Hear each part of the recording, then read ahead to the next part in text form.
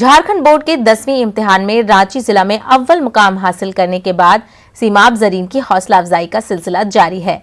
आज रांची के डोरंडा की असलाहिया कमेटी के जरिए सीमाब को शॉल, बुके और मोमेंटो देकर हौसला अफजाई की गई। इस हौसला अफजाई पर सीमाब ने खुशी का इजहार किया और मुस्तकबिल में डॉक्टर बनकर आवाम और मुल्क की खिदमत करने के जज्बे का इजहार किया।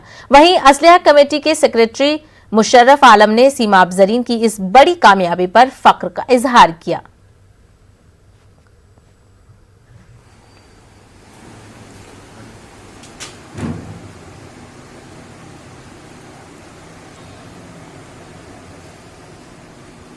बहुत खुशी हो रही है जान के कि लोग सम्मानित कर रहे हैं। मैं चाहती हूँ कि लोग आगे फ्यूचर में भी ऐसे ही मेरा साथ देते रहे और मैं जो बनना चाहती हूँ उसमें सब कोई मेरा भरपूर साथ दे, ताकि मैं बड़े होकर सर्जन बन सकूँ और लोगों की और आम जनता की मदद कर सकूँ और देश की अपने देश की सेवा कर सकूँ।